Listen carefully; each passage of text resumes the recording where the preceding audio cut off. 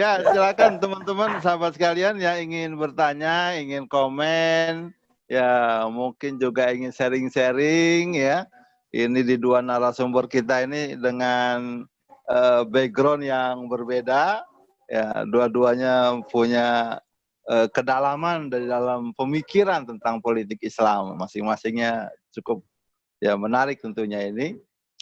Silakan yang ingin bertanya, ya ingin ya menyanggah boleh juga, ya namanya di Kopi Asik ini kan nggak harus nanya ini kemudian harus dijawab, nggak, memberikan pernyataan boleh juga.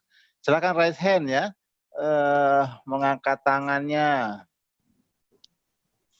Sahrudin NTT. Iya, dari Sahrudin NTT, silakan. Ada lagi siapa? Nur Rahmansyah. Ya, kita kasih kesempatan kepada Bang Sahrudin. Wah, langsung dari NTT nih. Ngeri kali jauh nih. Nanti Tuhan tolong ini NTT nih kan. Silakan Bang Sahrudin, tolong di-unmute buat Bang Sahrudin. Itu istilah NTT nanti Tuhan tolong tuh ada di panitia anggaran DPR RI itu Ustaz Rehan. Oke. Terima kasih. Assalamualaikum warahmatullahi wabarakatuh. Waalaikumsalam warahmatullahi wabarakatuh. Terima kasih Ustaz Rehan sudah memberi kesempatan. Terima kasih kepada Bang Zul dan Bang Rama atas penyampaiannya. Sangat luar biasa. Rekam jejak Islam politik di Nusantara ini juga cukup memberi perhatian serius bagi kita bagaimana demokrasi ini bisa tumbuh. Saya ingin bertanya kepada dua pemateri ini terkait dengan realitas politik hari ini yang memang kita tidak bisa menafikan bahwa afiliasi politik terhadap Islam masih sangat tinggi karena memang populasi terbesar 80% kan memang masih dihuni oleh kaum muslim di NKRI ini. Nah, sampai hari ini memang masih menjadi jargon beberapa partai menjual Islam untuk menjadi produk politiknya dan menjadi simpati bagi pemilihnya. Ini juga tidak bisa kita nafikan, tapi walaupun faktanya capaian juga tidak banyak untuk mendapatkan porsi electionnya, capaian politiknya. Nah, tapi pola itu masih terus dipakai. Hal ini membuat suatu yang menjadi boleh dikatakan anomali. Kenapa pola pikir itu dipakai dengan cara yang sama, tapi hasil yang sama masih terus dipertahankan secara politiknya. Ini kan dari satu sisi memang kita menganggap bahwa itu tidak produktif, tapi di sisi lain itu masih terus dipakai. Kita tidak bisa menafikan itu, sehingga capaian partai-partai Islam maupun berbasis masa Islam itu yang tadi disampaikan juga tidak lebih dari mungkin 30% lah kemarin pemilu 2019 itu. Tapi ini masih terus dipakai. Pesona ini yang masih terus dimanfaatkan. Kira-kira yang dipakai oleh beberapa partai untuk pendekatan tentang jargon politik Islam, tentang Islam, tampilan Islam itu masih terus dipakai. Tadi Bang Rama menyampaikan bagaimana mobilisasi soal penolakan HIP untuk dijadikan jargon bagaimana untuk memainkan peran pilkada nantinya. Ini kan masih terus dicari celah-celah untuk tetap dipakai. Nah, saya ingin tahu bagaimana karena mengkonter membangun kesadaran ini juga bukan pekerjaan gampang, walaupun capaian yang mereka lakukan juga tidak banyak. Ini ada dua sisi yang sangat berhadapan-hadapan ya, antara yang menjual Islamis untuk capaian politiknya, yang ada yang membawa pada wilayah agak moderat dengan capaian tetap masih yang memenangkan politik ini, sehingga bagaimana pola yang dibangun untuk supaya kesadaran untuk jualan politik itu menjadi kesadaran masyarakat untuk tidak terlalu banyak terjebak lah berulang-ulang. Bang. Jangan panjang kali Bang, itu jadi presentasi itu Bang Sahrudin. Siap. Tuhan akan tolong Anda nanti di situ, tenang aja. Lahir gerakan pemikiran yang luar biasa. Ini Ustaz, maunya ini. Jadi pertanyaannya ini gini Ustaz, maunya ini. Oke, saya ini. Jadi bagaimana cara atau pola pikir yang dibangun supaya masyarakat tidak kembali terjebak pada metode yang boleh dikatakan metode yang sama dengan hasil yang sama dan tidak politik untuk politik ke depannya. Oke, bisa dipahami. Terima kasih. Ya. Ini sebenarnya saya bisa bantu jawab singkat aja nih, kata Bang Tengku Zulkifli Usman sudah dijawab nih karena belum pada belajar itu, Bang. Oh gitu ya. Oke. Tapi nggak apa-apa, kita kasih kesempatan kepada dua narasumber ya supaya nggak panjang-panjang karena banyak juga yang mau nanya ini. Ya masing-masing 2-3 menit lah. Ya. Silakan, siapa dulu mau bicara? Bang Rama dulu, kayaknya seru ya. Ini sebenarnya gampang. Jangan cuma sekedar menyuruh umat untuk belajar, tapi ini juga sebenarnya tanggung jawab para Islam politik seperti Ustadz Rehan, Usman ini, gitu kan? Kemarin saya mendapat penjelasan lah, ya kan? Kok begini ya, kita harus membersamai umat, jadi kita harus bersama Prabowo. It's okay, saya bilang gitu. Tapi jangan berselancar di atas umat yang lagi dimanipulasi dong. Tetap harus ada dong misi edukasinya. Kasih dong mereka penjelasan tentang hal-hal seperti tadi itu supaya mereka berpolitik secara rasional. Jangan kemudian malah dibakar emosinya untuk kemudian dimanipulasi untuk kepentingan politik tertentu yang pada akhirnya terjadi adalah politik yang nggak sehat. Stigmatisasi ini kan membuat politik secara substansi kualitasnya berkurang. Itu aja sih kalau saya. Mungkin dia nggak ngerti cara mengedukasinya itu, Bang Rama. Oke, jazakallah. Silakan kita berikan kesempatan pada Tengku Zulkifli Usman. Ya, langsung saja nih. Jadi saya jawab ke penanya sekaligus ngasih info Bang Rama juga nih. Ya. Saya Bang Rama itu nulis di Facebook tiap hari itu Bang, biar umat itu rasional. Mantap. Emosional. Ya. Kemudian persoalan praktek politik PKS itu, saya nggak setuju, makanya saya keluar.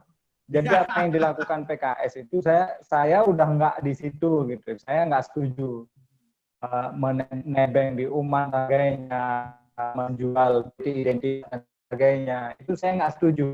Jadi apa yang dilakukan PKS itu tidak ada lagi kaitan dengan saya karena saya udah nggak di situ, saya udah keluar. Saya nggak setuju dengan itu. Dengan itu semua. Ya, saya pikir nih karena di ekspos keluar nggak perlu menyebut nama-nama itulah. Ya kan? Ini kan terbuka ya, ini juga pembicaraannya. Artinya gini, tadi kan sudah dijelaskan bagaimana Islam politik. Kan kita temanya itu gerakan pemikiran politik Islam di Indonesia. Kalau bicara gerakan pemikiran, itu tidak selamanya kita bicara aplikasi. Kalau tadi kita bicara soal di lapangan, itu kan jatuhnya aplikasi. Sedangkan kan kita sedang menganalisa pemikiran pergerakan, perkembangannya, historisnya, perspektif kritisnya, perspektif tokohnya, perkembangan zamannya dan sebagainya kan. Ini yang sedang kita bahas. Jadi kalau persoalan-persoalan yang pernah dilakukan oleh siapapun hanya justru kita setuju. Kalau kita setuju ya kita sudah di situ gitu. Karena kita nggak setuju, kita bikin wadah, kita cerahkan masyarakat, kita cerahkan umat setiap hari itu agar mereka lebih rasional melihat negara, melihat agama, proporsional melihat isu demokrasi, Islam dan sebagainya. Jadi mengacu ke yang bertanya tadi di NTB, kenapa ini dilakukan terus begitu? Kok nggak berubah-berubah gayanya? Itu kalau jawaban saya simpel aja, karena partai Islam ini rata-rata punya duit. Ingin mengubah gaya itu kantong harus banyak, harus tebal gitu Pak. Kalau kantongnya begitu aja, makanya dia larinya ke jualan agama, larinya ke jualan.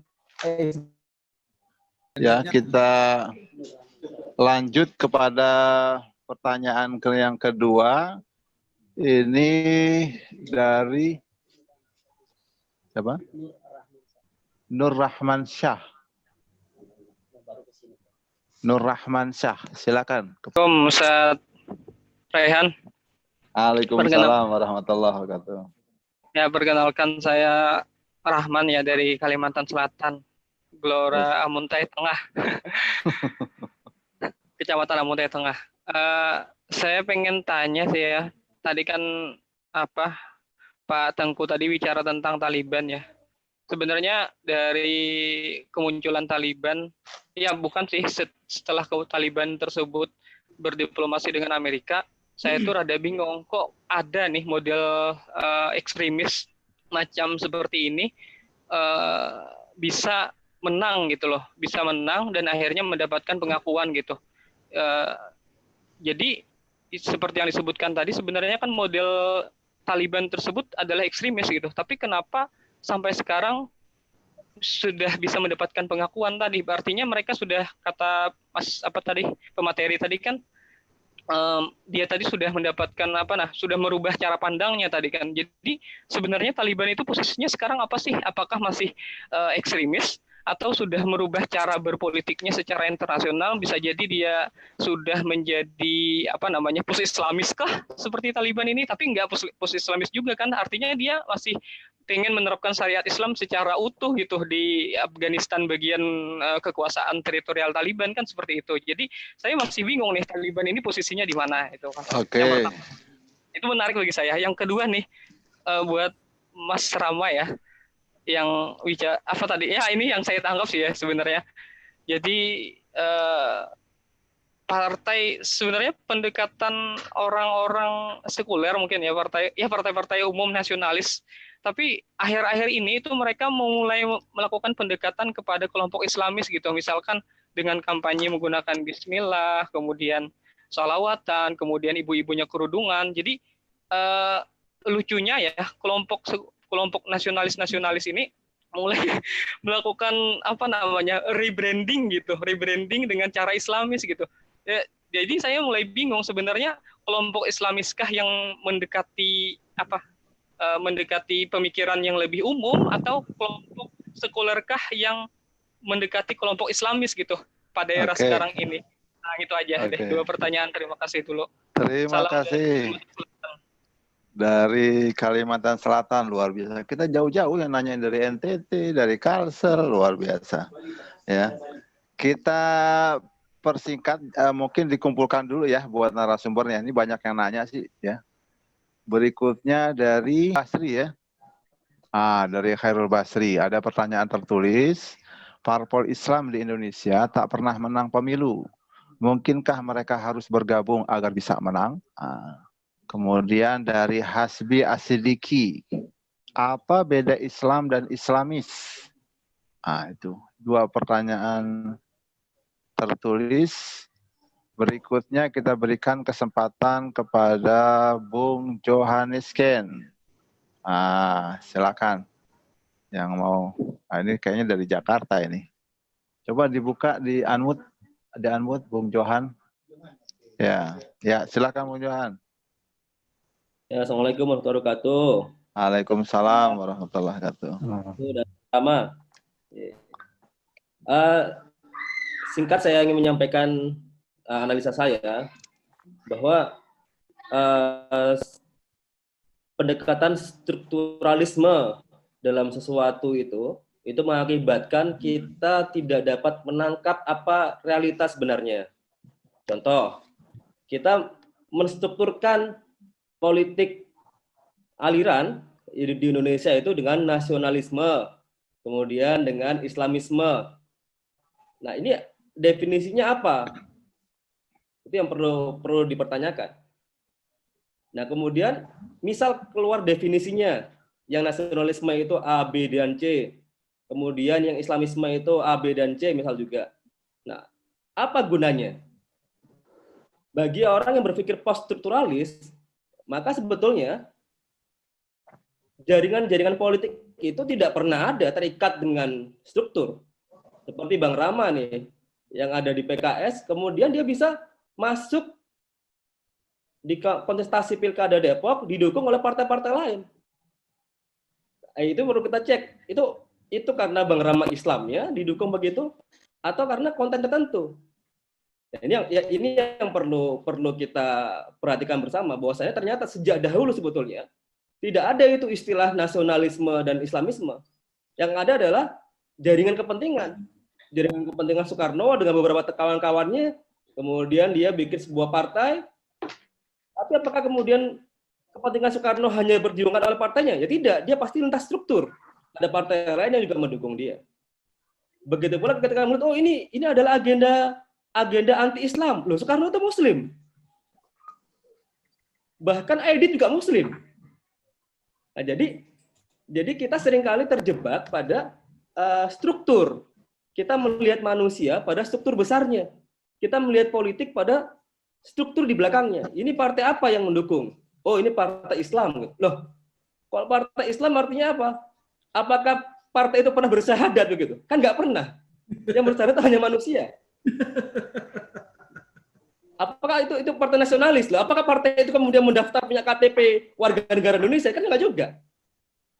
Partai apapun itu tidak pernah menjadi nasionalis atau menjadi Islam. Ya partai gitu. Perkara asas itu hanya legal formal saja, tapi kita tidak bisa melihatnya berdasarkan struktur formalnya. Kita harus memahami jaringan-jaringannya bekerja di dalamnya. Dalam sebuah partai tertentu sekalipun, PDIP misal, apakah mereka selalu sepakat dengan sebuah isu? Ya tidak. Di situ pasti ada jaringan-jaringan yang bekerja, yang saling merebut pengaruh. Nah ini contoh ya, kalau misal di sini kan ada 3 orang ya, ini ada Bang Raihan, kemudian Bang Rama dan Bang Tengku yang dulu pernah di PKS. Ternyata di PKS pun juga banyak jaringannya. Sehingga akhirnya sekarang muncul sebuah jaringan baru yang secara legal formal bernama tertentu. Apakah kemudian di partai tersebut satu suaranya? Enggak juga tuh. Contohnya Bang Rama. Bang Rama maju wali kota, ada lagi kawannya juga dari Gelora, maju wali kota juga. Bagaimana itu? Nah, ketika kita melihat manusia, politik pada strukturnya, maka pada saat itu sebetulnya kita tidak melihat sebuah realitas. Karena kita melihat legal formalnya. Kita seharusnya bisa melihat secara post-strukturalis. Kontennya apa ini begitu. Sehingga jika kita ingin mencapai suatu agenda tertentu, misal agenda pelarangan atau agenda yang menurut kita itu agenda-agenda Islam, maka itu akan mungkin diperjuangkan banyak partai. Oke, Om Johan. Nah, gitu, Ustaz. Ya, ini nanti kalau panjang kali bisa jadi narasumber nih, Bung Johan. Saran saya dalam konteks topik ini, Johan juga jadi narasumber harusnya. Iya. Ya itu sudah jadi pakar jaringan sosial itu. Iya nih, pemikiran gerakan diangkat sama Islam dirinya sendiri. Oke, ini masih ada beberapa pertanyaan. Mohon maaf ya, tolong narasumbernya agak nampung dulu di semua pertanyaan. Kalau kebanyakan lupa nanti. Oke deh. Mau dicukupkan itu dulu? Ya, kita kasih kesempatan dulu deh. Dijawab dulu nih ya. 3 menit ya. Supaya dapat nanti semuanya. Silakan. Bung TZU dulu deh.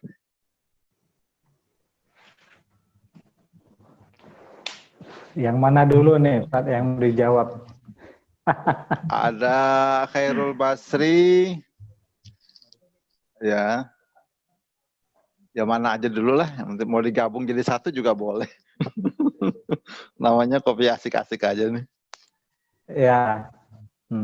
Yang pertama tadi saya mau Taliban. Taliban itu masih ekstremis, ya, dia masih fundamentalis. Persoalan mereka sepakat dengan Amerika itu hanya persoalan insidensial, ya, itu temporer, ya. Itu tidak masuk ke ranah pemikiran, sebenarnya itu hanya pragmatisme saja karena ketemu antara kepentingan Taliban dan kepentingan Amerika. Jadi begitu ketemu mereka akhirnya sepakat ke Qatar untuk tanda tangan gitu. Tapi secara pemikiran Taliban masih ekstremis, dia masih fundamentalis dan dia belum melompat kemana-mana. Dia masih begitu-begitu aja. Ya, kalau kita lihat jaringan muda Taliban itu sampai jaringan tuanya itu sama semua itu pemikirannya. Tidak ada bedanya. Tidak ada Taliban berat, itu hampir nggak ada kita temukan. Ya. Kemudian saya saya tidak mau keluar dulu dari konteks pemikiran karena kalau kita bicara aplikasi itu jauh sekali karena banyak sekali aplikasi yang kadang-kadang menurut kita nggak sesuai begitu kan. Contoh tadi misalnya Bang Rama bilang gimana kita nasionalisme dan Islam Kemudian bagaimana Erdogan bisa nggak itu dibilang anti ulama? Kan Gulen itu ulama. Iya, kalau Gulen yang dulu Bang itu ulama. Kalau Gulen sekarang kan sudah bukan ulama lagi masalahnya. Masa ulama tinggal di Pennsylvania dikawal sama Intel Amerika kan itu bukan ulama lagi versi Islam kan begitu. Nah, jadi konteksnya kan harus faktual gitu, faktanya begitu. Kemudian apakah harus partai Islam ini nggak pernah menang? Terus perlu nggak itu penggabungan? Nggak perlu, karena itu melawan sunatullah. Ya. Partai Islam ini nggak akan pernah bersatu. Yang ada dia pecah sesamanya, itu mungkin. PKS pecah misalnya, PKB pecah, P3 pecah. Hampir nggak ada yang nggak pecah kan? Pecah semua, karena memang tidak perlu sebenarnya menyatukan, karena menyatukan itu mustahil. Ya, orang tuh punya kecenderungan masing-masing. Sama seperti rakyat Indonesia, walaupun mayoritas Muslim, tapi kan selera politik mereka juga beda-beda, ya kan? Nggak bisa kita paksa kamu sarungan pilih ini, kamu ini pilih ini, nggak bisa. Mereka itu punya selera masing-masing, dan masalah selera itu teman-teman semua nggak bisa kita atur gitu. Itu masalah kecenderungan orang, itu mayoritas orang, itu condong orang. Dia memilih, dia khiyar dengan tarjih itu kan beda. Orang memilih itu dengan mentarjih itu beda. Kalau orang memilih itu bisa hanya milih A atau B. Tapi kalau udah sampai pada meneliti, menganalisa sampai pada kesimpulan, itu mentarjih itu kan lain lagi. Jadi nggak perlu menyatukan karena memang nggak akan bersatu. Yang perlu adalah kita saling mendekatkan saja. Nggak usah saling meributkan satu sama lain. Udahlah, yang A mau jalan ke kiri, yang B mau jalan ke kanan, yang C mau lurus saja juga silakan. Makanya jangan kasih stigma ke orang lain gitu. Ini partai ini sudah menyimpang, partai ini sudah menyimpang, partai itu sudah menyimpang, ini pengkhianat dan sebagainya. Nggak perlu itu nggak dewasa sama sekali. PDIP misalnya, partai yang diidentikan dengan nasionalis misalnya. Mereka kan juga sama-sama Muslim, betul. Tapi kan secara pemikiran kan nggak sama. Yang dipertentangkan itu kan selalu pemikiran itu. Dari tahun 45 ke 65 misalnya di Indonesia, kan paham komunis kan lagi tumbuh subur. Bagaimana kita mau mengukur di situ partai Islam? Sedangkan di situ yang lagi hebat-hebatnya itu partai komunis tahun-tahun itu. Itu kan kolaborasi Soekarno dan teman-temannya, Aidit dan teman-temannya, Tan Malaka dan teman-teman, pemikiran-pemikiran mereka.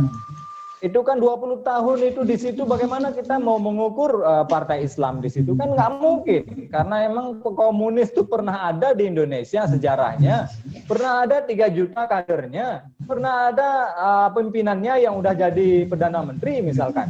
Itu kan nggak bisa kita kita hilangkan itu sejarah yang nggak bisa kita hapus. Pemikiran orang tuh beda-beda. Di Indonesia ini walaupun Muslim, partai komunis waktu itu siapa pengikutnya? Muslim juga. Udah tahu komunis seperti itu, yang pengikutnya kan Muslim juga waktu itu. Kan bukan orang lain. Yang ikut partai komunis Muslim juga. Yang ikut Muso Muslim juga. Yang ikut Aidit Muslim juga. Ini bukan persoalan kita mempertentangkan nasionalis dan Islam. Tapi memang pemikiran orang itu memang seperti itu. Hari besok misalnya ada partai yang model komunis ada di Indonesia lagi. Ada yang ikut juga, itu orang Islam juga. Pasti ada yang ikut. Karena mereka nggak tahu mana yang harus diikuti, mana yang... Jadi perlu memberikan pencerahan kepada masyarakat, mana yang seharusnya yang dipilih, pilihan masyarakat Muslim yang sesuai dengan perintah agama, perintah perintah konstitusi tinggi kita kan seperti itu. Konstitusi kita paling tinggi kan sebagai Muslim misalkan Al-Quran. Toh Pancasila itu nggak bertentangan dengan Quran. Toh Undang-Undang Dasar itu nggak bertentangan dengan Al-Quran. Toh dasar-dasar negara ini nggak bertentangan dengan Al-Quran. Kenapa nggak diterima saja? Nggak ada masalah itu. Itu kita nggak usah debat lagi soal ideologi itu. Udah selesai. Yang paling penting sekarang itu masuk ke substansial tadi saya katakan. Jangan lagi main di sampul. Muslim sekarang tuh mainnya di sampul. Jualan agama, jualan politik identitas, jualan isu ulama, PA 212 dan sebagainya. Ini hanya makin memecah kita, nggak ada gunanya sama sekali.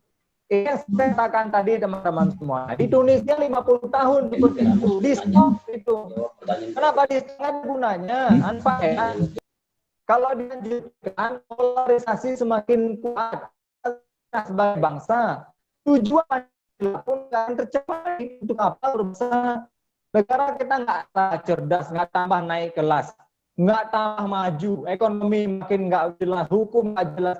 Apa yang mau kita banggakan dengan Islam kita kalau kehadiran kita di politik itu justru membuat negara kacau.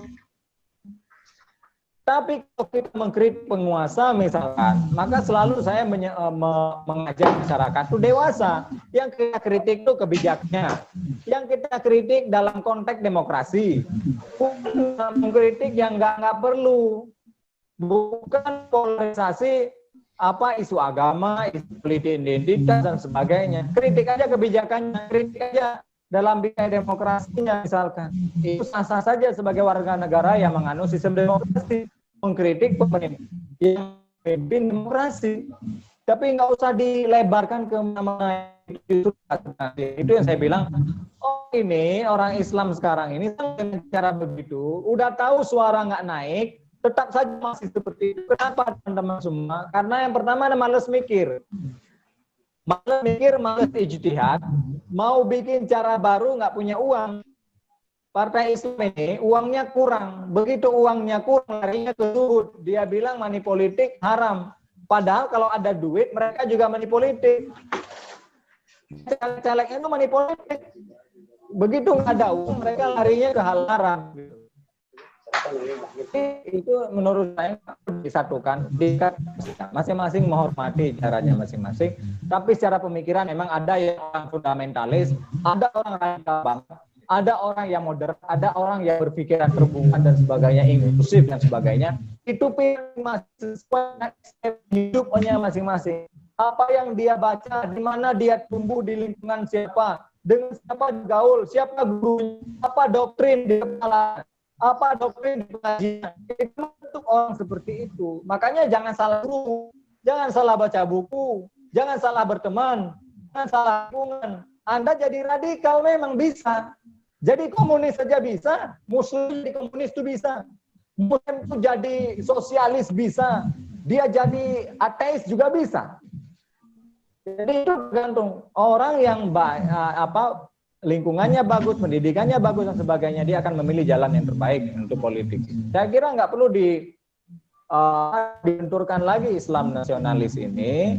Makanya kalau ada partai itu jualan program real, jangan jualan-jualan yang lain. Itu jualan aja di partai masing-masing di dalam internal partai. Begitu masuk ke negara, Anda jualan demokrasi, Anda tawarkan demokrasi, Anda tawarkan solusi bangsa. Kalau nggak mampu ya jangan berpolitik, bubarin aja partai. Kalau jualannya bukan jualan demokrasi, jualan agama.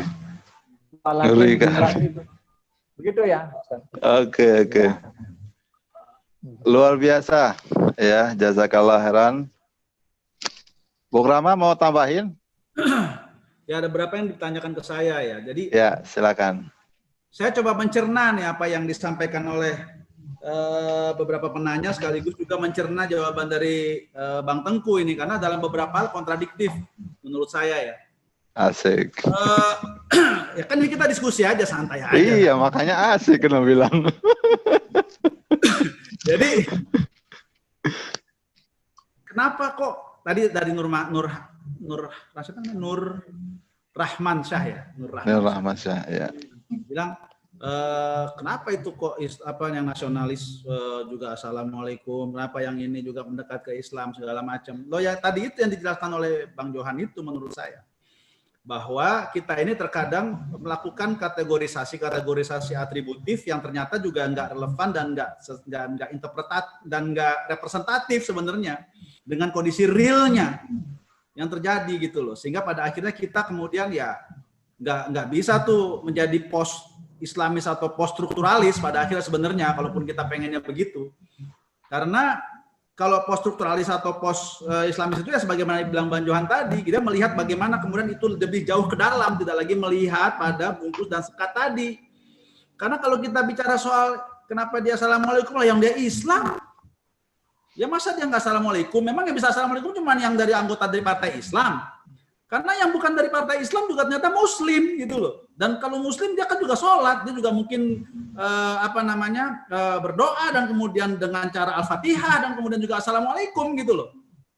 Maka jadi memang sebenarnya jadi tidak representatif ketika, dan kita mungkin jadi agak benar yang tadi Nur Rahman tadi, jadi bingung dia. Jadi bingung dia karena ngebacanya kayak begitu gitu, masih atributif gitu ya. Nah, yang kedua, menurut saya kita juga nggak perlulah menjadi orang yang kemudian menjadi stempel, menjadi orang yang bawa stempel, mana yang pemikirannya Islam, mana yang kemudian ini bisa kita pilih dan lain sebagainya dalam konteks dengan label-label keagamaan tadi. Menurut saya nggak perlu kita yang buat begitu, karena memang biar bagaimanapun contohnya tadi ya, misalnya Gulen itu tidak Islam atau tidak ulama, gimana orang dikawal sama CIA lah. Kurang dikawal apa Syekh Ikhwanul Muslimin oleh Amerika waktu revolusi Afgan lawan Soviet? Ya nggak, Ustaz Rehan? Ustaz Rehan tahu itu. Ya kan? Terus kemudian dia tidak menjadi ulama begitu. Udahlah, kita nggak usah lagi melakukan hal yang atributif dan kemudian kita banyak pertentangan ini. Ini nanti kita banyak kontradiksi yang bisa saya ceritakan balik gitu loh kalau kayak begitu gitu loh. Asik. Sebenarnya di sini yang menjadi kontradiktifnya begitu loh. Kalau memang kemudian program ya sudah terbuka saja, pilih program yang bagus. Di daerah-daerah manapun, kalaupun itu calon didukung oleh PDIP, tapi di programnya bagus, kayak misalnya saya nanti ini jadi calon dari PDIP, kalau saya bagus dari PKS, terus saya kemudian jadi nggak boleh dipilih karena saya tidak Islam, karena ada partainya bukan partai Islam, begitu. Kan dari akhirnya kontradiktif. Kalau memang misalnya ternyata programnya bagus, kalau kata Mas Tengku tadi, ya pilih aja, udah begitu. Dan nggak perlu lagi masuk dalam label-label, ini partai Islam, ini politisi Islam, politisi Muslim. Ya kalau mau kita mulai ya post Islamisnya begitu, post strukturalisnya begitu, jaringan kepentingannya di mana sebenarnya, kepentingannya apa, itu yang kita lihat, kita korek lagi, ini didukung cukong apa enggak, ini apa enggak, nah yang begitu aja kalau mau kita analisa, tanpa perlu harus memberi cap label stempel mana yang pemikiran yang Islam, mana yang harus dipilih dari kalangan Islam dan lain sebagainya, begitu loh, maksud saya. Jadi yang kayak begini yang menurut saya harus selesai kalau memang kita mau masuk kepada post Islamis dan post strukturalis. Kalau belum selesai nggak bisa kita bilang sebagai post Islam, post strukturalis. Makanya menurut saya pada akhirnya tinggal nunggu waktunya saja ini orang-orang yang lahir dari rahim dakwah yang sama ini untuk yang berdiaspora. Apa salahnya kan begitu? Ya kan? Karena biar bagaimanapun kalau mau bicara soal keislaman atau mau bicara soal punya ketenangan untuk bisa berislam, ya itu masuk ormas saja, Muhammadiyah NU kurang apa gitu loh. Tapi kalau berpartai, ini kan bicara soal kepentingan siapa yang bisa diakomodasi? Kepentingan mana bisa mengakomodasi saya, misalnya begitu. Kepentingan mana yang udah kita bicara begitu. Dan atas namanya apa? Atas nama kebaikan. Nah, itu diuji di publik nanti. Ujian nanti atau pertanggungjawaban ultimate-nya kan nanti di akhirat. Ya silakan sama Allah nanti itu kan. Tapi kan kita nggak bisa diskusikan di sini. Keren. Ini memang pemikirannya dalam, tapi fokusnya tetap pada kerja ke Depok juga. Namanya juga usaha, ini kan lagi namanya memang tekun kali berbicaranya ini. Tapi tetap menjaga relevansi dengan topik. Ya nggak? Kita tetap menjaga relevansi. Iya. Kecuali kalau topik yang pemikiran kemana-mana relevan dengan topik, karena ini terkait pemikiran Islam loh. Iya. Contoh yang menurut maksud saya begini, ke posisi saya ini saya jadikan contoh untuk membuat jelaskan secara gamblang ini bagaimana pemikiran Islam itu sebenarnya menerima hal seperti ini. Ini contoh lagi tadi misalnya satu lagi yang saya mau ceritakan. Soal komunis misalnya dan lain sebagainya. Di Indonesia ini kan sebenarnya unik. Semua gerakan-gerakan ini kan lahir di kosnya Hos Cokro Aminoto. Itu semua kan anak kosnya Hos Cokro Aminoto, termasuk yang Sarekat Islam SI Merah itu. Waktu itu kan sebenarnya tinggal bagi-bagi tugasnya karena dia aktivis buruh, tapi ngajinya sama Hos Cokro Aminoto, isu-isunya tentang buruh, ya udah kamu bikin. Pada saat itu kan sosialisme sebagai ideologi praksis, bukan ideologi dalam konteks akidah dan lain sebagainya. Dia tetap sholat, tapi ideologi praksisnya dia mengatakan ini saya perjuangkan dengan cara ini karena saya mau masuk kepada buruh. Ada ideologi praksisnya dan tapi dia Islam dan dia tetap sholat dan dia tetap ngaji sama Hos Cokro Aminoto kan SI Merah itu. Gitu. Ada lagi yang kemudian karena ini di sini. Dan jangan salah kalau bicara soal sosialisme dan sebagainya, orang Abu Dzar Al-Ghifari itu kan juga dibilang bapaknya sosialisme sama tokoh-tokoh sosialis. Itu juga kan fakta. Ini pemikiran juga menurut saya harus terbuka saja gitu loh. Dan kemudian setadi kita mencoba, nanti Bang Johan lah ini bisa mencoba. Ini perlu ada materi khusus tentang bagaimana memahami realitas tidak atributif. Kalau atributif akan terjebak begitu terus kita. Ini Islam, non-Islam, parpol non-Islam, nasionalis, Islamis, yang gitu-gitu. Dan akhirnya ternyata nggak bisa menangkap ruh atau substansi yang sedang terjadi gitu loh. Sehingga akhirnya seperti ini. Dari pemilu ke pemilu, parpol Islam yang nggak sesuai dengan representasi umat Islam. Ya emang Oke, begitu Bang Rama. faktanya. Ini masih ada 4 orang pertanyaan lagi nih. Ya. Waktu kita juga udah mau habis. Siap. Tinggal semenit Begini. lagi. Ya, nanti saya jadikan penutup aja deh, nggak apa-apa. Nanti kan dikasih kesempatan menutup ya, Ustaz. Ya, Ya, oke. ada. Ya. Ini supaya karena sudah pada ngacung ya, sudah pada mau nanya. Jadi saya kasih kesempatan kepada masing-masing yang sudah menyampaikan keinginannya.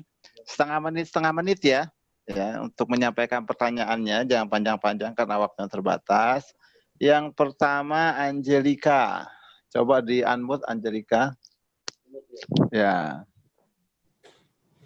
ayo Mbak Angel. Ya, kalau Angel ini Inggris ya, kalau orang Jawanya Mbak Angel ya. maaf. Ya. Silakan, setengah menit ya. Ya, Assalamualaikum warahmatullahi wabarakatuh. Salam warahmatullahi wabarakatuh. Untuk Ustadz TZU, sehat-sehat ya Ustadz. Ke Bang Rama aja langsung. Bang Rama, Ika nih, sehat-sehat ya Bang Rama ya. Sehat. Bang Rama, Ika kenal Bang Rama dari 98 ya, sejak Bang Rama jadi Ketua Senat dengan tim core-nya Bang Rama nih, Alfred, Sarah, ya semua.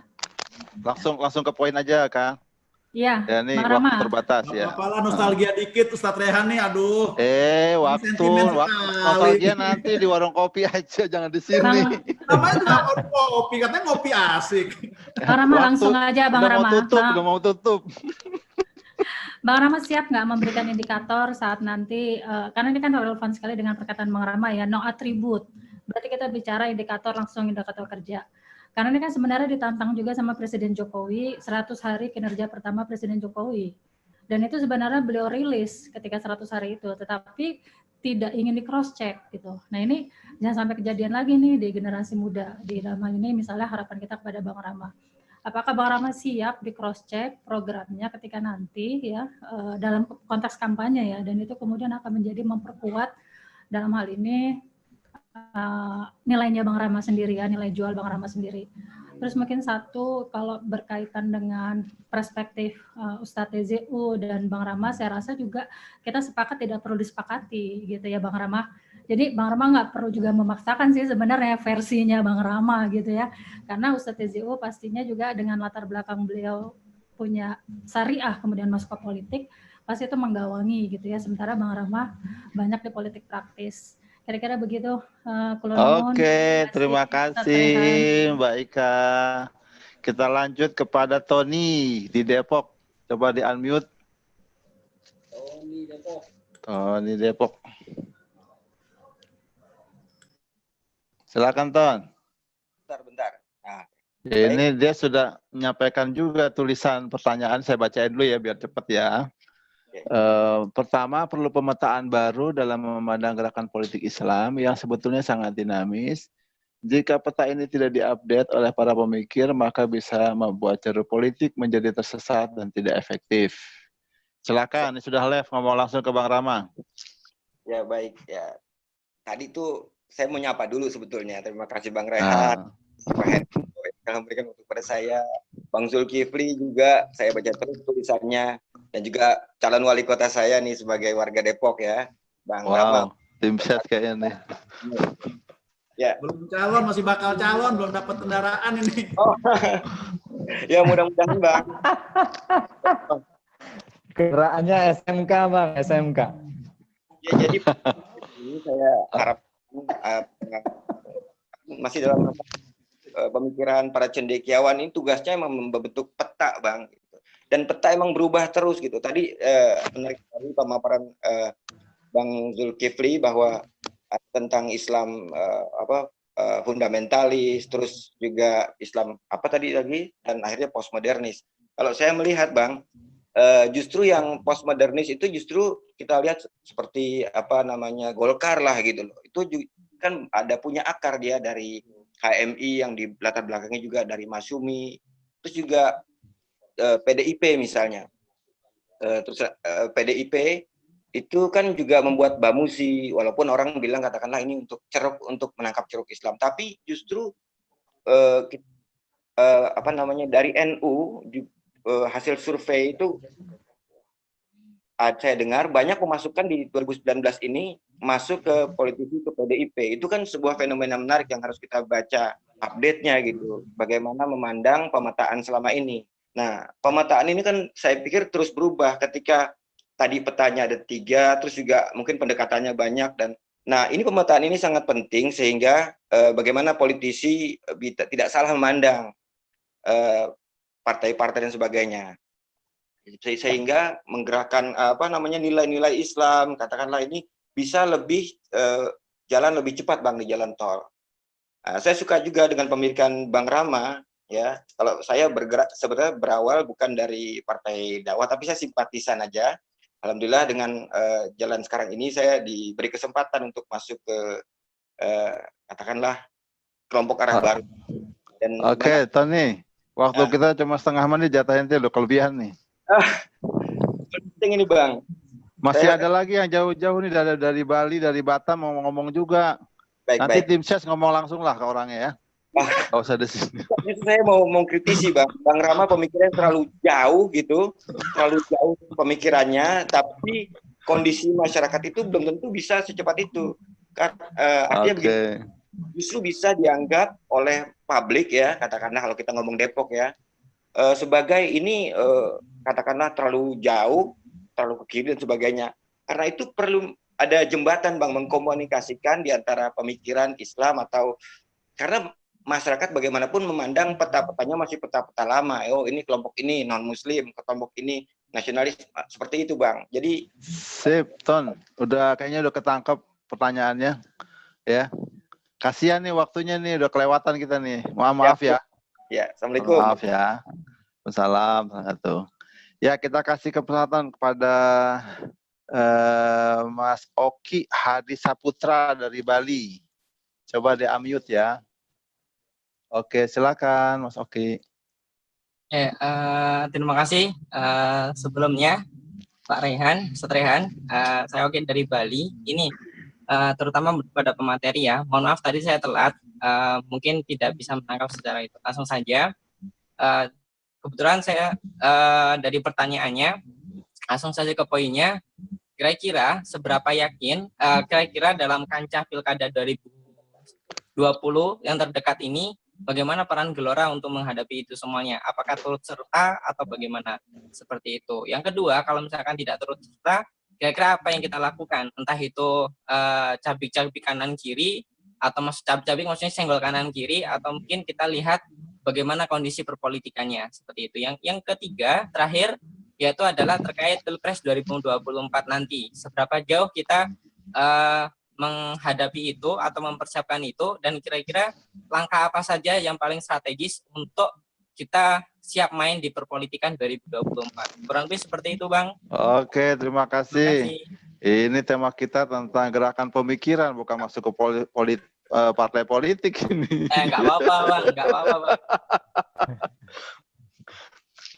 Keluar dari tema itu, tapi ya silakan aja kalau mau tanggapi. Terakhir dari Mas Yuda di Batam. Silakan Mas Yuda. Baik, terima kasih. Assalamualaikum warahmatullahi wabarakatuh. Bang Ustaz, Bang Rama dan Bang saya komen dulu. Setengah menit loh, setengah menit. Ya, siap, saya berusaha. Sedikit komen, memang potret sejarah Indonesia kita, Islam politik itu memang faktanya adalah selalu mengalami perpecahan. Itu yang fakta yang ada. Sehingga ini menjadi PR kita bersama ketika Islam politik tampil dalam pentas dengan mengusung tema pemikiran politik Islam. Masuk ke pertanyaan. Yang pertama, pertanyaan saya adalah bagaimanakah masa depan mengenai politik identitas? Tidak dipungkiri bahwa masyarakat Indonesia itu lebih cenderung ke hal yang sifatnya spiritual atau mungkin religius, tanpa menyebut sebuah agama.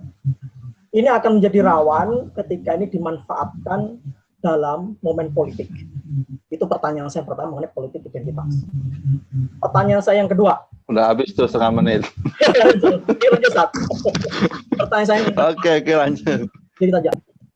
Saya memahami Islam fundamentalis dalam hal ini adalah dalam hal ideologi, di mana ingin menjadikan hukum Islam atau nilai-nilai Islam menjadi sebuah hukum formal, entah dalam bentuk undang-undang atau perda sebagainya. Nah, sekarang yang menjadi pertanyaan saya adalah, sekarang kalau memang kita ingin bertransformasi menjadi Islam, post-Islam, bagaimanakah kita bisa mengemas sebuah ide-ide ini, gagasan-gagasan Islam ini? Islam memang agama, tetapi bisa diambil sebagai sebuah ide. Sehingga ini bisa kita transformasikan menjadi sebuah gagasan, atau bahasa populer kita adalah mengenai program. Saya kira dua pertanyaan itu cukup. Terima kasih atas kesempatan ini. Saya tutup. Assalamualaikum.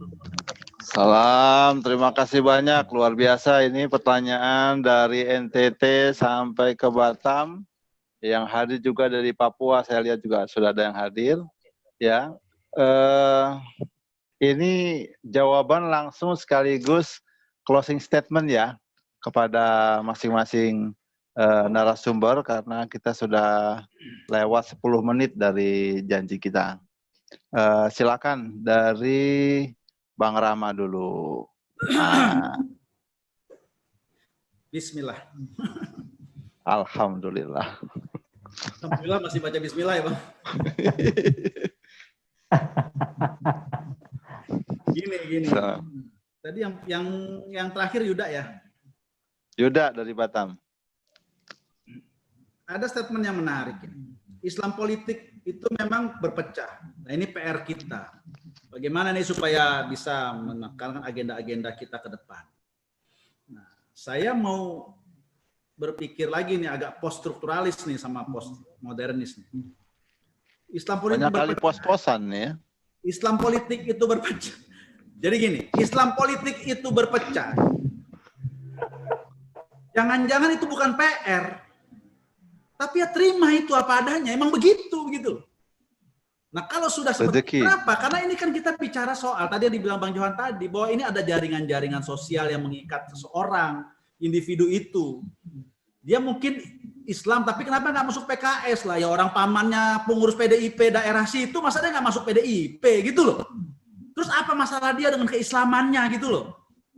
Sementara partai itu kan adalah tempat dia, nanti makanya definisi partai itu kan tempat dia tempat orang untuk mengumpulkan kepentingan, mengagregasi kepentingan dan lain sebagainya. Untuk apa? Kemaslahatan umum.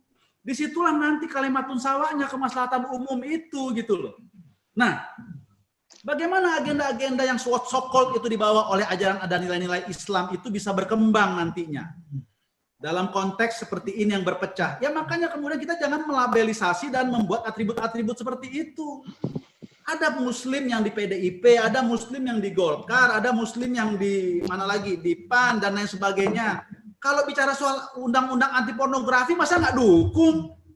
Kalau kemudian kita mau buat kemudian sebagai kaukus pemikiran ya, walaupun tidak multi koalisi. Disitulah kemudian kita bisa masuk kepada isu-isu kemaslahatan umum. Sehingga mempercepat agenda-agenda yang what so called terinspirasi oleh ajaran-ajaran Islam itu bisa menjadi agenda-agenda yang mengemuka di masyarakat. Nah, jangan lagi terjebak pada isu-isu yang sifatnya formalistik, jargonistik, misalnya kota religius lah, atau kemudian apalagi yang lain, undang-undang syariat lah, NKRI bersyariat lah, atau apa itu. Nggak perlu lagi kita begitu, tapi kemudian kita bawa kepada kemaslahatan umumnya apa? Apa yang mau kita perjuangkan dalam konteks nilai-nilai Islam? Disitulah kita masuk. Dan kalau sudah seperti itu, kita kan punya jaringan politisi muslim yang ada di banyak partai. Yang kita bisa sentuh kepentingannya untuk hal seperti itu. Yang dia ada di partai tersebut kan bukan kesalahan dia secara individu gitu loh. Karena setiap orang punya atribut jaringan-jaringan sosialnya tadi itu. Makanya jadi menurut saya kontradiktif dan agak menyesatkan nanti kalau kita berpikir secara atributif dan hal-hal yang lain seperti itu. Nah, jadi itu. Nah, yang berikutnya tadi ya, nih saya surprise juga nih ada Ika di sini nih. Baru inget-inget lagi wajahnya nih, wah iya nih. Tapi ya nanti kita akan nostalgianya kita ini lagi, nanti mungkin kita waktu ngopi-ngopi bareng lagi ya, Ika ya, kalau udah COVID-nya selesai nih. Tapi kalau terkait dengan pilkada, saya belum bisa ngomong banyak lah, namanya juga masih bakal calon, belum calon juga kan. Jadi ya tunggu tanggal mainnya aja lah nanti. Mungkin kalau perlu difasilitasi oleh Kopi Asik untuk bicara calon-calon kepala daerah boleh juga. Saya sih bersiap-siap aja gitu untuk kemudian seperti. Tapi saya rasa di sini bukan ininya. Jadi saya melihat bahwa pada akhirnya Islam ini dan Islam, politik Islam, dan kemudian Muslim, dan kemudian politisi Muslim gitu ya. Nah ini juga harus kita pahami secara baik lah gitu maksud saya. Jadi kita bisa membuatnya, menjelaskannya menjadi lebih terang juga gitu, tidak kemudian saling kontradiktif gitu ya. Khasanah-khasanah keislaman itu menjadi kaya tanpa harus dikerdilkan dengan atribut-atribut tadi. Bahwa Soekarno itu bukan politisi Islam, maka pemikirannya nggak bisa masuk khasanah pemikiran Islam. Nggak bisa begitu dong. Banyak sekali pemikiran-pemikiran Soekarno yang kalau kita pelajari itu khasanah pemikiran Islam loh. Gitu kan. Misalnya juga komunisme. Komunisme itu kan juga lahir dari mukadimahnya Ibnu Khaldun kan kalau kita baca-baca akarnya gitu loh. Tadi ini si Adari udah komentarin nih, saya menarik ini. Jadi kenapa kita terjebak dengan pemikiran kalau itu lahir dari Islam itu sendiri kan, bagaimana kita memahami dulu barangnya itu apa gitu loh. Bedakan dengan politik komunis. Kalau komunisme itu kan pemikiran. Pemikiran itu bisa bahkan dari akar dari Islam juga karena dia mengambil sebagian tertentu gitu loh. Nah, kalau politik komunisnya ya memang pada akhirnya itu ya doktrin-doktrin yang memang kita nggak bisa kita lihat bagaimana dia misalnya melakukan banyak hal yang tidak baik di negara ini kan, pada akhirnya memang menjadi tidak relevan dan dilarang kan begitu. Maka jadi saya melihat bahwa pada akhirnya memang umat ini dan tanggung jawab kita nih Islam politik, para cendekiawan untuk mencerdaskan umat ini dengan dengan cara-cara yang membuat mereka bisa memahami secara lebih detail, secara lebih rasional tentang hal-hal yang gampang dimanipulasi oleh politik itu sendiri begitu ya. Ketika kita bicara soal misalnya agenda-agenda politik identitas, menurut saya politik identitas itu adalah tidak sehat. Politik identitas itu tidak mencerdaskan. Politik identitas itu juga pada akhirnya hanya akan mengurangi kualitas berdemokrasi, dan inilah menjadi PR kita bersama untuk tidak terjebak kepada politik identitas itu, sehingga kita menjadi menjadi politisi dan membawa politik Islam yang lebih masuk pada high level begitu loh. Nah, ya, jadi itu saja dari saya, tapi saya juga mau memberi catatan atas apa yang sudah disampaikan oleh Mas Tengku tadi. Memang saya juga sudah memastikan ini sama Ustadz Rehan, Bang Zul. Loh, saya ini kan bukan pemikir politik, saya ini kan praktisi, ya nggak apa-apa, ini memang untuk berkaya diskusi, makanya saya mengambil secara sadar, mengambil perspektif dari praktisi, walaupun praktisinya juga kan nggak kosong-kosong amat, saya kan punya referensi juga, ya kan, saya juga baca buku-buku itulah waktu kuliah S2 kan gitu. Jadi artinya memang saya hadir di sini, Bang Tengku, memang disengaja oleh Ustadz Rehan untuk memberi perspektif yang memang tadi saya sampaikan. Memang itu dari Ustadz Rehan harusnya menjelaskan itu dong, bukan saya menjelaskan itu. Terima kasih. Saya merasa bangga ini bisa diundang sama Ustadz Rehan, ketemu sama Bang Zul dan kawan-kawan lainnya semua di se-Indonesia ini. Semoga kita bisa terus ngopi asik ya. Asik. Waalaikumsalam. Alhamdulillah. Kita lanjut lah ya kepada Tengku Zulkifli. Silakan komentari. Sekaligus closing statement ya. Ya. Oke. Ya, baik. Terima kasih Ustaz Rehan, teman-teman semuanya.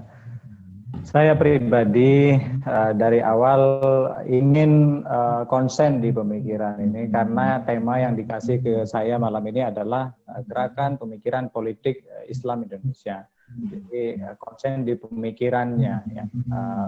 Makanya tadi dari awal tuh saya ringkas, cara runut itu soal pemikiran, tidak soal-soal lain. Soal pilkada, soal lain itu biar diurus sama yang sedang mengurusnya. Gitu. Kalau ditanya tadi soal bagaimana partai tertentu soal pilkada, itu juga nggak saya jawab karena yang bukan ininya, bukan tempat. Iya. Kita bicara di pemikirannya.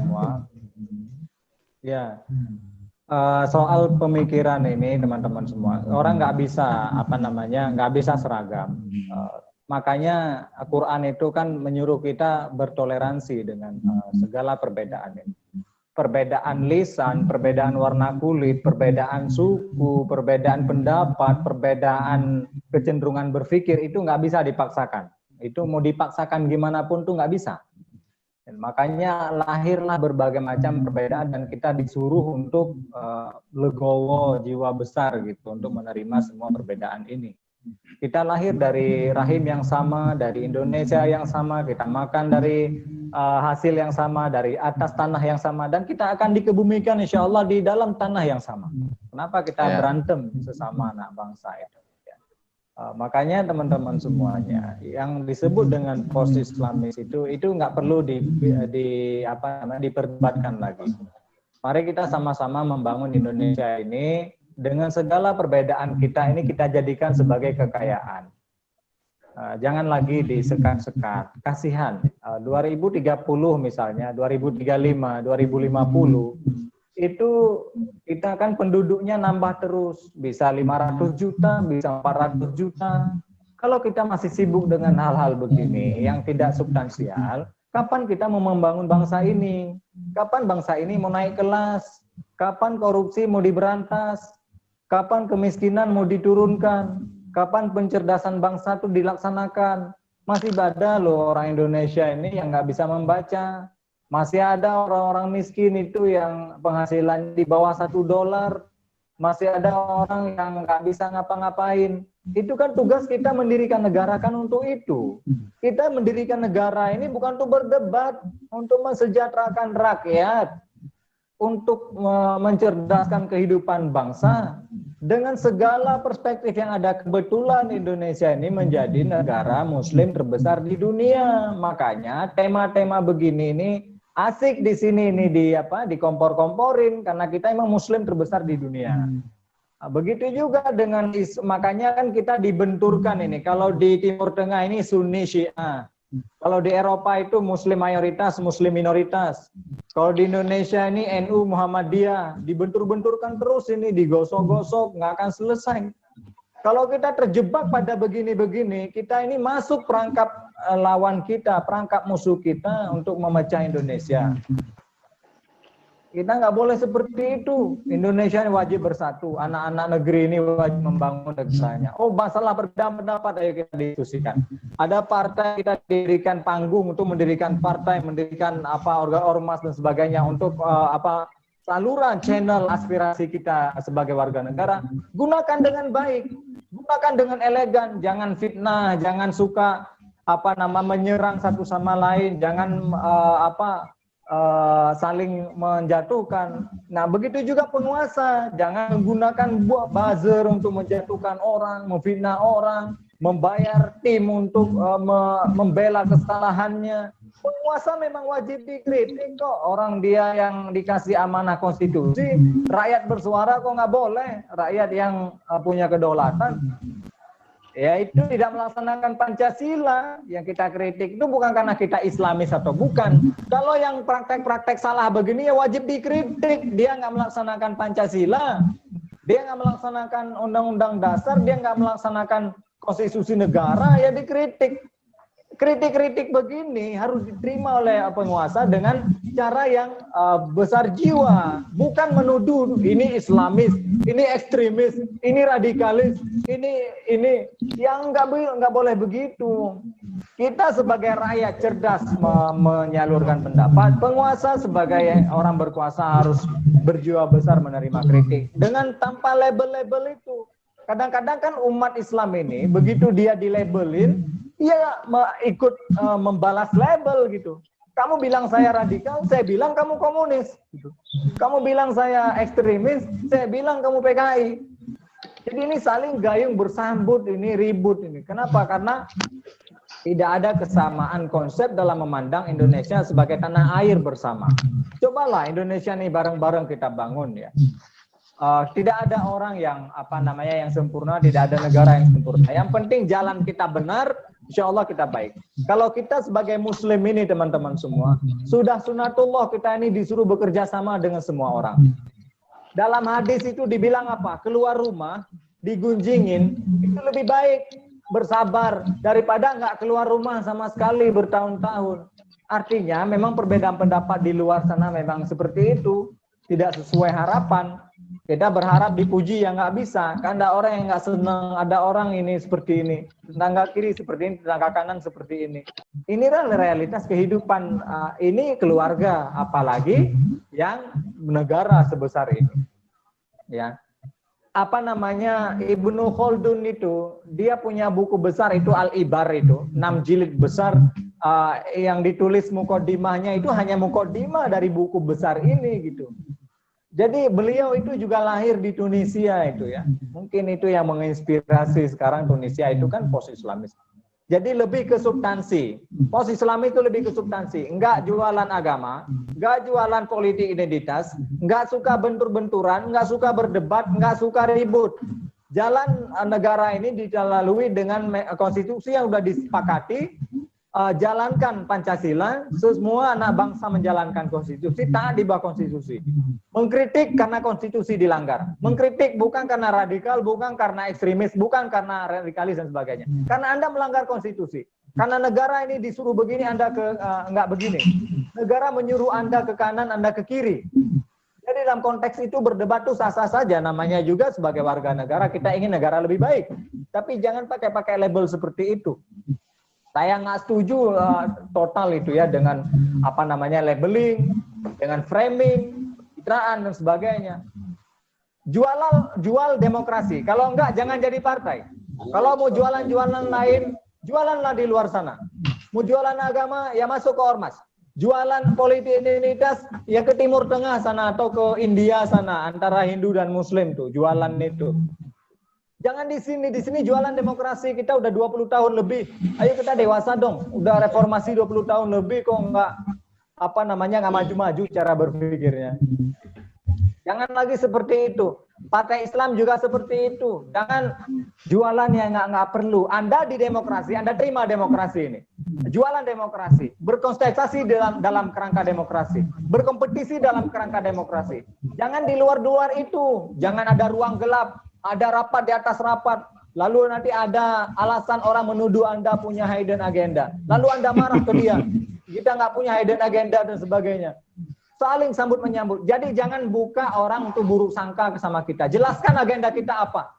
Apa posisi kita dalam demokrasi ini? Kemana kita mengajak umat ini? Kemana kita mengajak rakyat? Ke kiri apa ke kanan? Yang jelas begitu. Kalau berdiri di tengah, rangkul kiri dan kanan. Berdiri di tengah, rangkul kiri dan kanan. Jangan sikut kiri, sikut kanan. Kita disuruh untuk membangun. Kalau apa yang kita yakini sebagai pemeluk sebuah agama, semua agama itu melarang menipu, walaupun atas nama kitab suci. Dilarang itu untuk masa manusia dilarang bicara, dilarang protes, dilarang bersuara. Harus taat, harus patuh, taat, dengar, duduk, jalankan. Emang kita robot? Emang kita boneka?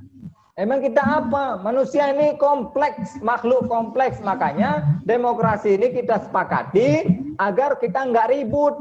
Ada Pancasila, Undang-Undang Dasar, Bhinneka Tunggal Ika, Sabang sampai Merauke itu bersatu. Ini ruh kolektif kita. Ini ruh kita berbangsa. Di sini kita lahir, di sini kita meninggal, di sini anak-anak kita sekolah dan sebagainya. Kenapa ribut? Jadi partai-partai Islam kalau nggak punya duit ya jangan jualan halal haram. Karena kalau punya uang, Anda juga money politik kok. Karena begitu Anda nggak punya uang untuk money politik, Anda menuduh orang money politik. Nggak punya uang untuk money politik, Anda menuduh orang melakukan yang haram. Padahal kalau itu dikasih ke Anda juga melakukan hal yang sama. Sama kayak orang mau puasa. Nggak punya uang puasa ya beda dong pahalanya dengan orang kaya puasa. Orang kaya puasa pahalanya lebih banyak karena dia bisa makan apa saja. Kalau orang mau ngirit puasa ya beda lagi urusannya. Jadi partai Islam ini kalau nggak mampu jualan demokrasi, ya bikin aja teokrasi. Bikin teokrasi, bikin negara sendiri. Jadi nggak merusak tatanan demokrasi yang ada. Substansinya hilang gara-gara jualan cover, jualan sampul terus tiap hari. Masyarakat kita yang awam ini teman-teman semuanya, ini di mentah-mentah aja dikonsumsi mentah-mentah. Apalagi yang ngomong itu kiai, yang ngomong itu habib. Saya ini backgroundnya ustadz, saya bisa bahasa Arab, saya bisa baca kitab Arab, tapi saya nggak jualan itu. Nggak mau saya jualan itu. Kalau saya mau nipu masyarakat itu tiap hari saya nulis itu. Ayo kita begini-begini. Ini ayatnya, ini dalilnya, ini sejarahnya, ini asarnya. Kan nggak begitu. Saya nggak pernah nulis lagi itu soal-soal seperti itu. Makanya ketika saya keluar dari partai yang saya nggak setuju, saya konsisten nggak jualan itu. Karena saya nggak setuju dengan itu. Jadi kalau masih kita sudah mengklaim post Islamis, gayanya masih fundamentalis, silahkan ke Afghanistan. Gayanya masih Islamis, ya silahkan ke Libanon sana dan sebagainya. Di sini ini ayo kita jalan baru lah, ayo perspektif baru. Perbedaan biasa itu, namanya juga hidup. 200 juta orang berbeda itu hanya orang gila yang nggak berbeda. Kalau orang waras itu pasti berbeda itu. Satu rumah aja berbeda. Masa satu negara ini waras semua kita nggak berbeda, nggak mungkin. Ya jadi makin malam makin panas ya. Sama kita tinggalkan yang nggak penting nih, mari kita abaikan Ustaz Rehan dan teman-teman ini. Oke. Mari masuk ke substansi, jualan program, jualan partai bagus. Itu tidak dilihat dari lambang, tidak dilihat dari tokoh saja, tidak. Rakyat pada akhirnya melihat kinerja kita. Perpecahan partai biasa saja. Kenapa? Di Turki itu sekuler juga pecah. Jangan dibilang partai Islam aja ya. Sekuler juga pecah. Itu partai Kemal Atatürk itu pecah itu. Adnan Menderes keluar dari CHP. Dari partai Atatürk dia keluar. Dia dirikan Partai Demokrat, menang pemilu di kudeta. Kemudian dia digantung gitu. Dia keluar dari partai sekuler. Ini Menderes ini keluar dari partai sekuler kok. Dia dirikan Partai Demokrat, menang jadi Perdana Menteri di kudeta. Begitu juga perpecahan AKP dengan Saadet misalnya. Ada juga perpecahan MHP. MHP ini bahkan ini pendirinya orang Azerbaijan, bukan orang Turki. MHP ini pendirinya berdarah Azerbaijan, masuk ke Turki. Di backup dia sama pernah dia jadi kekuatan di parlemen. Perpecahan biasa aja, bukan hanya partai Islam. Partai sekuler juga pecah kok. Sampai sekarang itu partai sekuler di Turki, karena dia ribut dengan sekularismenya, ribut dia dengan ideologi, nggak substansi, debat ideologi, jualan isu-isu sekuler, nggak laku dia sekarang. Sekarang dia udah berapa puluh tahun nganggur, non-job dia. Sekuler itu bukan Islam. Jadi Anda kalau jualan isu-isu begitu nggak kerja, jualan isu-isu begitu dia nggak real kerjanya, ditinggal Anda sama pemilih. Mau sekuler ke Anda, mau Islam ke Anda, mau komunis ke Anda, kerja yang benar rakyat milih. Kalau kerja nggak benar rakyat tinggalin. Mau Anda khotbah Quran 40 juz juga kalau kerja nggak benar dalam demokrasi, Anda ditinggal. Oke, Bang. Nah, itu tidak masuk dalam agenda demokrasi. Mungkin demikian ya. Biasa saja berpecah itu. Sekuler berpecah, Muslim berpecah, biasa aja. Karena memang beda pendapat adalah Jangan lupa closing statement. Mari kita dewasa. Jangan lupa closing statement. Closing statement 2 menit. 2 menit Ustaz Rehan. Kayaknya udah closingnya udah kepanjangan ya, cukup ya. Udah panjangan ya, sudah. Iya. Berarti ini sampai dari Nabire itu komentar dari Nabire. Nabire sudah jam 12 malam di sana, masih komentar kopi makin panas nih. Saya pernah tinggal di Papua, Bang. Jadi saya tahu nasib orang Papua. Papua makin malam makin asik itu. Oh, makanya nih tokoh Papua hadir, maka banyak orang Papua yang hadir juga nih. Jadi teman-teman semuanya, saya minta 2 menit lagi saja dan akan saya tutup. Saya hanya menyampaikan Perpecahan tidak ada masalah. Ya, saya sudah sampaikan tadi banyak sekali perpecahan. Yang penting selama Anda bekerja untuk rakyat, konsisten dengan narasi Anda. Anda apa yang Anda omongin dengan apa yang Anda kerjakan itu sesuai. Rakyat tidak melihat apa lambang partai Anda tidak dilihat siapa dari mana, Anda lulusan mana, alumni mana, S berapa. Kemudian nggak dilihat juga apakah itu lambang partainya Ka'bah ataupun bulan sabit. Nggak dilihat itu apakah gelombang ataupun ombak. Itu nggak penting bagi rakyat. Rakyat ingin melihat Anda membangun demokrasi dengan cara-cara yang demokratis, dengan cara-cara yang terang, bukan dengan jalur-jalur yang gelap, dengan jalur-jalur yang tidak diakui oleh konstitusi negara ini. Yang nggak siap seperti itu, silakan keluar dari NKRI. Gitu. Mantap. Oke, terima kasih. Memang kalau berdiskusi tentang gerakan pemikiran ini akan panjang. Karena boleh jadi platform kita belum tentu sama satu dengan yang lainnya. Ya, kita perlu terus memperbanyak diskusi-diskusi supaya kita punya platform yang sama. Mungkin platform sudah sama, boleh jadi operating sistemnya juga beda-beda sehingga ketika mau dimasukkan satu aplikasi belum connect juga sama yang lainnya. Ya kan? Jadi memang ini akan panjang diskusi ini. Ya, ala kulli hal kita mengangkat tema ini bukan untuk saling menyalahkan, bukan untuk merasa paling benar, tapi untuk membuka alam pikiran kita, untuk menerima perbedaan, dan saya yakin di tengah-tengah itu asal kita serius untuk membangun sebuah kerja besar bersama, akal kolektif untuk kebaikan negeri dan bangsa ini, saya yakin pasti di sana ada jalannya untuk kebaikan kita. Baik teman-teman sekalian, sudah lebih setengah jam lebih dari waktu yang kita sepakati. Ya, rencananya jam 9:30, sekarang sudah jam 10:05. Luar biasa, begitu hangat. Sampai dari Sulawesi pun, dari Manado komen, ya dari Aceh pun komen, luar biasa. Dari Aceh sampai Papua ini. Ya, semua daerah pada komen. Ustaz, ada yang bilang di Papua ada jam 12 ini sebenarnya. Betul, makin panas ini kopi katanya. Ini pun ada yang komen minta diperpanjang 4 jam nih. Wah, luar biasa, ngeri kali. Oke, kita tepuk tangan buat kita semua. Oke. Terima kasih buat semua sahabat. Terakhir kita minta tolong supaya dibuka wajah-wajah aja untuk kita foto bareng ya. Boleh dong kita foto bareng. Ya. Mic-nya silakan dibuka dulu semua yang mungkin selain silaturahim sama lain. Ya, ini ada 3 halaman ya. Kita mulai, sudah siap?